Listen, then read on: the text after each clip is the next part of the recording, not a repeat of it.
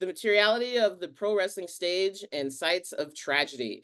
This paper reflects upon the design, construction, and interaction, or collision, with the physical wrestling ring as a site where grander narratives about labor rights collide with entertainment, shedding light, latent power structures. Stage 1, contend, becomes a physical manifestation of the power structures playing out both for the crowd and behind the scenes.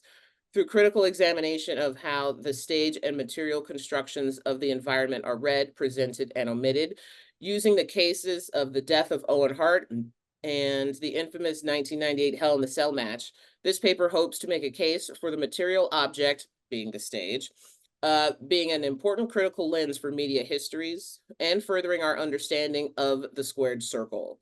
So piecing together the narrative from oral histories, autobiographies, and news coverage, I'll engage in critical confabulations of method, drawing inspiration from Saidiya's Hartman's Venus in Two Acts, Armond S. Towns on Black media philosophy theories of material Marxism, cultural theory, and Black bodies form the basis of or critical analysis of the collisions of the stage, labor, power, and bodies.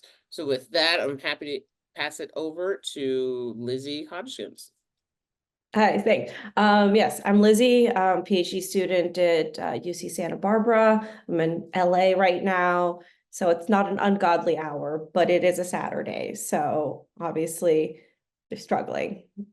Okay, so just a brief overview of the presentation as we work through it, give you a little another taste of the introduction and kind of the theoretical sort of framework that I'm working with now as it's developed. And then the two sort of case studies that I'll use to sort of apply the theory to, which is the 1998 put cell in a cell, but hell in a cell, Undertaker versus Mankind match, and then the death of Owen Hart in 1999. And then we'll end with the conclusions. And also sort of important that much of like the theory and what I'm thinking about it in terms of bodies and relationships to labor, and this particular thing is very much kind of situated in the Attitude Era.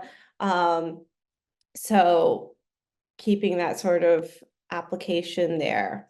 All right, so I'll be arguing that the bodies of wrestlers become objects and that KFAB is the tool that allows wrestling promotions to enact this objectification of bodies. This objectification becomes most evident and revealing of larger superstructures, not only when the bodies collide with the objects, but when those material objects of performance fail. Through examining the case of 1998 Hell in a Cell match and the tragic death of wrestler Owen Hart, we'll see these relationships come into play, how objects and bodies intertwined and produce new meanings of the mediation of power and the subject-object relationship. As the objects of study I surveyed, for the objects of studies, I surveyed memoirs, interviews, legal documents, with consideration to how the material performance, especially the ring, are described, or in many cases, omitted and missing from the story. As a theoretical framework, I'll be mostly relying on Armond Towns' 2021 monograph on Black media philosophies in order to parse out how we can make an intellectual and theoretical work of the material bodies and power. All right. What is the message being conveyed by pro wrestlers and signified through their bodies and the performance? Media theorist Marshall McLuhan famously said in 1964 that the medium is the message, and it's a phrase that's been repeated, regurgitated, and reiterated so many times that in subsequent years, that much like a VHS tape that's been recorded over again and again, the original meaning has been lost. In simple terms, he's arguing that what is communicated is less important than the medium through which it is communicated. But what is our medium here? Is the television upon which the performances were originally broadcast? Is it the bodies of the wrestlers? Or perhaps the ring upon which the performance is happening? To answer these questions, we can turn to McLuhan's text where the phrase first appeared, understanding media and the extension of man.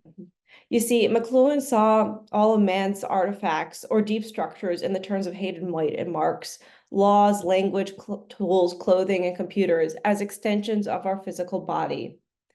It's not that these artifacts are tools which allow man to, it's not just that these artifacts are tools that allow man to affect his environment. These tools are an extension of man's body. They literally become part of his body. If you're having trouble visualizing this, you can just think about the opening scene in 2001: Space Odyssey, We are, it would appear, apes hitting mysterious monoliths with found objects.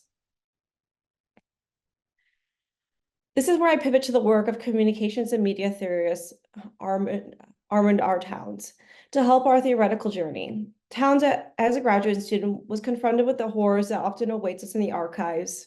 And no, I don't mean the spiders in the mold. What Towns found when tasked with working with McLuhan's personal archive was a set of unsavory and not so PC views on people of color. Not one to toss out the metaphorical man baby with the bathwater, Towns theorized his own media philosophy, a Black media philosophy. After unpacking the intellectual history around McLuhan and the discursive elements of his work and subsequent theories building upon him, Towns makes an intervention that the Black body is the media. In its words, the Negro is the middle point. If we go back to the original definition of media as middles towards measuring the path from Western tribalism to capital to civilization, which has meant towards white capitalist heterosexual able-bodied maleness. Let's return to McLuhan. He said that it didn't matter what one decides to do with the literal metaphorical media machine.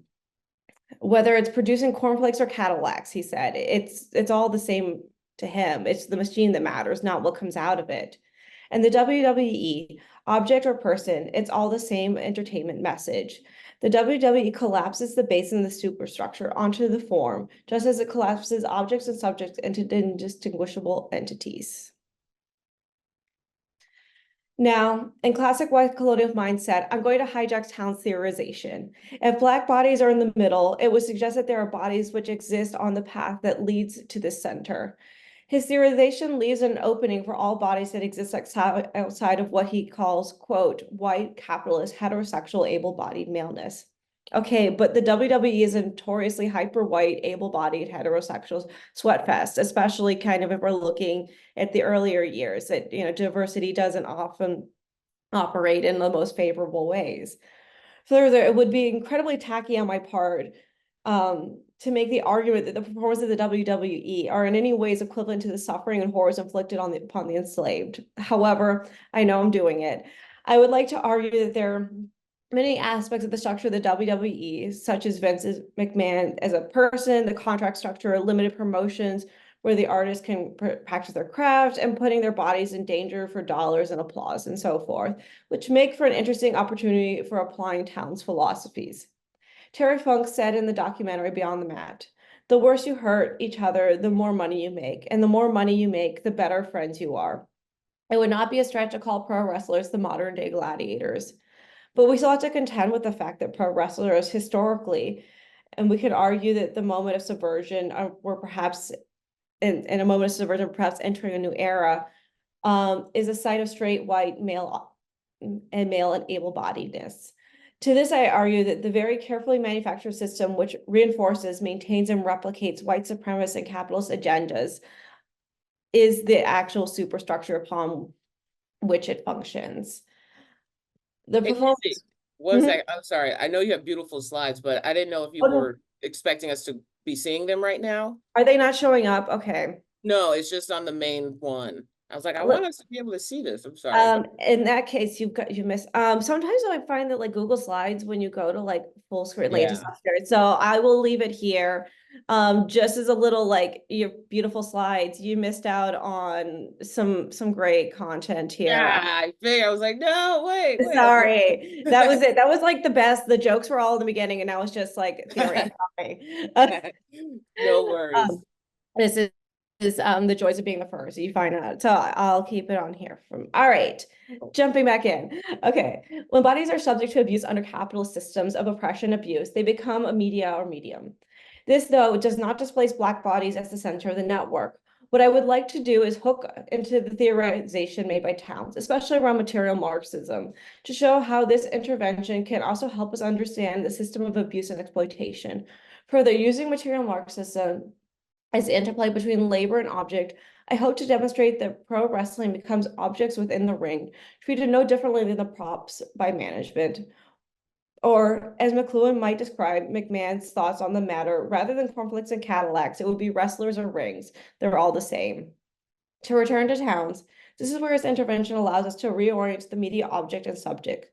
The site of production is the wrestler's body, but that body is intertwined with the material objects of performance. It is not an either or, but a co-constructive experience, which reveals deeper structures in the wrestling promotion. All right, so yeah, so saying that we're looking at the Attitude Era here for this, but I think that a lot of the sort of like repercussions for the labor and how labor operates within it kind of applies to other eras as well. All right, so the ring is the site of the performance, and dare I say, the performance itself. Mark Carpenter and his company, MTGA Manufacturing, have been designing and constructing the official WWE ring since the mid-1990s. The design and construction have changed over the years, needing to account for weight, number of performers, and even need for heating rings in certain outdoor venues. One of his most important innovations, though, was designing a ring without springs. While the WWE stage are widely accepted as some of the safer, more comfortable stages to wrestle on, they weren't always that way. Wrestlers of the WWE during the Golden Age, New Generation, and Attitude eras have noted that the stage was often stiff and painful. And in his podcast, 6 Feet Under, Mike Calloway, better known as The Undertaker, stated that the rings got a lot softer after Vince started taking bumps years ago. Those first generation rings with WWE were nothing more than glorified boxing rings. They freaking hurt, especially in the winter when your body is already stiff and it's cold outside and you're going on a double shot day. It makes for a sticky business when the founder and owner also wears a hat of announcer, character, and performer within the organization. At the helm, in the years we'll be analyzing this presentation is Vince McMahon. You might know McMahon from such recent headlines as former WWE promoter Vince McMahon is bracing for other accusers amid sexual assault lawsuit, and Vince McMahon accused of sexually abusing, defecating on former WWE employee. But I digress. According to the former WWE announcer Jim Cornette, McMahon, who also served as an announcer during his tenure ringside, did not like the loud clacking sound from the stage because of the feedback to the announcer's microphones. He also thought stages with more bounce and give looked fake and comical. Therefore, he had the stage designed with less give and would often have pillows placed under the stage to muffle the ring sound further. The sound of the ring, thus, can reveal to us more than what meets the eye. There's an important interplay between the body and the side of the stage. And the transfer of energy that happens during the collision, in the words of the philosophers, the Spice Girls, to become one. Or, as affect theorist Brian Masumi described, the sensation of embodiment as moving, feeling, and sounding. When our bodies sense the vibrations of the world around us, they are not just feeling them, but they are also hearing them. Ultimately, it's difficult to distinguish between what we feel and what we hear. The sonic performance of the wrestling body colliding with the stage encapsulates this experience. The body feels while the body sounds. All right, so Mick Foley's wrestling career began when an Albany area wrestling promoter saw a home video of him diving off a roof. While an excellent storyteller and performer, Foley's antics might be missing his true calling as a member of Jackass crew by a few years. In a career that's remembered for often baffling characters like Dude Love, eccentric props, baseball bats, a sock puppet weapon, Mr. Socko, and seeming lack of ability to feel pain. The example, The Rock hitting him in the head with a steel chair 13 times during the 2001 I Quit match. The 1998 Hell in a Cell match is according to the newspaper headline for 99, the most memorable hardcore moment in the business. The match famously began outside the cell. Mankind scaled the outside of the structure, inviting the Undertaker to follow in pursuit. The Undertaker then threw the Mankind from the top of the cell, sending Mankind crashing into the announcer's table below. While it's a common refrain in this era of wrestling to be carted away on a stretcher only to run back to the ring, by Mick Foley's account, he was so concussed from the first fall that he doesn't remember anything after that moment. Announcer Jim Ross famously screamed for the match to be called off after watching Mankind's initial fall, a cry he claims was not an act. With a dislodged tooth stuck in his upper lip, Mankind clawed his way back to this ring, scaling the cell once again. This time, the weight of the wrestlers caused the top of the cage to fail, sending them both plummeting into the ring. While there are instances of clearly planned material failures of the ring, this allegedly was not. By the end of the match, the ring was smeared with blood and thumbtacks, or at least any that weren't on mankind. While this isn't the bloodiest match in wrestling history, it was designed to rival the violent spectacles of the WCW, where the ring ropes were being replaced with barbed wires. A May 2nd, 1999, Chicago Sun-Times article reports that WWF dwarfed WCW's ratings.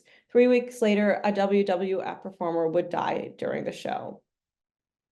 There are two important takeaways for our purpose from this match. The first is the spectacle of care and energy, which had become the spectacle of violence and energy that had become commonplace during the Attitude Era, making it difficult to distinguish between kayfabe and real emergencies. The second is how the material of the performance collapses, leading to a moment of breaking of the barrier between the performance and reality. If we return to Townes, we can think about how Material Marxism gives us the structure upon which to build the relationship between material production and the bodies. And we're seeing here that the material production is becoming part of the body. How am I doing for time? About 5 more minutes, then we'll go to Q. Okay. All right. Good. Yeah, sorry. I don't want to go over. I don't want to be that person. On May 23rd, 1999, the Blue Blazer, Owen Hart, hangs out in a rafter of a Kansas City, Missouri arena. Hart had performed this stunt dozens of times before. The Blue Blazer, a buffoonish superhero character, descends from the rafters, only to be stuck several feet from the top of the ring, unable to finish his descent. The Blue Blazer kicks and struggles as his opponents taunt him from below, finally releasing himself, crashing onto the stage. It was a bit played for laughs. According to accounts vary on exactly what happened that evening. Most likely, the release, which was supposed to use for his final fall, was accidentally bumped as he was waiting for his cue, sending him plummeting 75 feet to his death, but likely killed him with the impact to the ring's turnbuckle. The accident happened during the commercial break. The show went on. A qualitative analysis of over 50 newspaper headlines in the years leading up to Owen Hart's death revealed an escalation of violence in the discourse on wrestling. Exhibition and performance and what is being performed through the media of the stage and props is a message of power of structures. Newspaper analysis also shows that the WWF ratings were escalating and continued to escalate into their height in 2001 after the Hell in the Cell match and Hart's death. The primary outlets covering wrestling at the time were USA Today, the Chicago Sun, and the Toronto Star. Of course, one must read these often sensational headlines with a grain of promoter salt. The secondary conversation of kayfabe drama are an essential part of the wrestling world building and fan experience. However, they make for useful documentation for the direction of popular discourse. An AP article from May 25th, 1999, mere days after the accident, reports that homicide detectives Monday were inspecting the rigging that was to lower Mr. Hart by cables from the arena catwalk and talking to the stagehands to determine what went wrong. Police spokesperson Floyd Mitchell said, Mr. Mitchell said that the cables did not break. The detectives say something went wrong when Mr. Hart's harness had become hitched to the cable. Something went wrong with the material object. Reality broke. But that failure represents so much more than a mere accident. It's a failure of the entire system of production. The real-world material conditions become manifestations of the working relationship between wrestler and promoter. In the same article, McMahon is quoted as saying, stunts like this are performed at major sporting events around on a routine basis in Hollywood, brushing off the tragedy. During the event, there was a brief pause where Jim Ross announced Hart's death on air. Wrestlers there that night, including The Rock, report that there was a dip and splatter of blood on the ring from where Hart collided with the material. The show, though, must go on. Any mention of the accident and the WWF's handling of it have been erased from future broadcast versions of the event. We rely on oral histories, memoirs, and blurry photos to reconstruct that night. In the wake of Hart's death, his widow, Martha Hart, sued the WWF. Since the rigging was done by a third-party contractor, the lawsuit reveals The complicated and sticky way of the material object's failure manifests in actions and emotions. Even in death, the claims were to the name and intellectual property. In the legal briefing, the question is raised whether Owen Hart is the person or the character. The bulk of the lawsuit centers around the WWF's continued use of Hart's likeness after his passing, even though the contract was to terminate at his demise.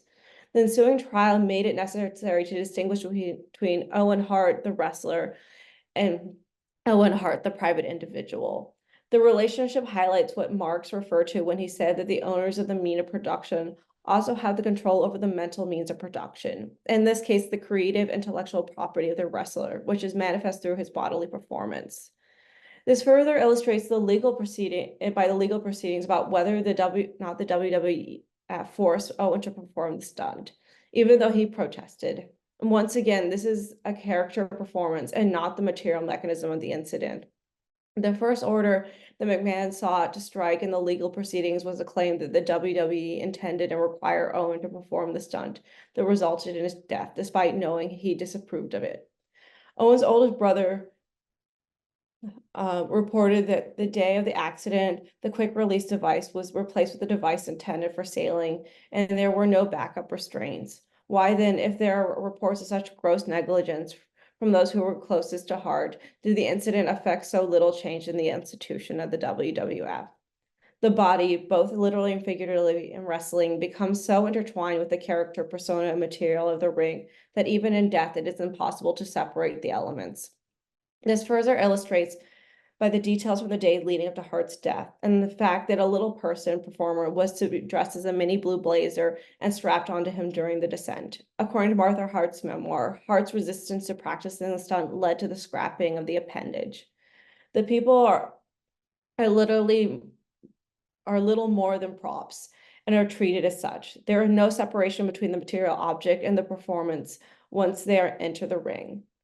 A foot to the face, a chair to the head, a human body strapped to a performer, a heavy cape wrapped around the wrestler. It's all matter. It's all just cornflakes and Cadillacs to the WWF. All right. During an episode of Politically Incorrect, host Bill Maher dismissively calls wrestling fake to his guests, staying Medusa and Rowdy Piper.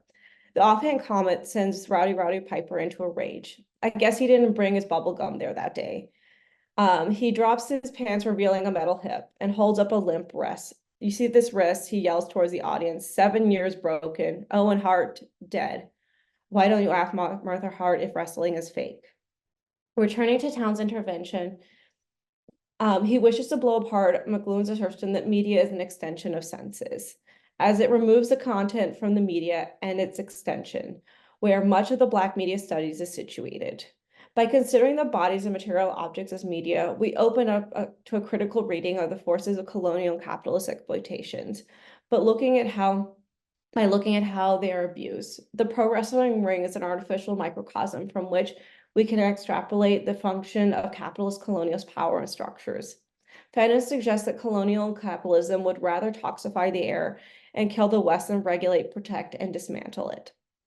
These structures are revealed in moments of material structural failure. KFAB crumbles, but remains intertwined, reminding us of how the performer ring and objects in person are one media in the WWF ring.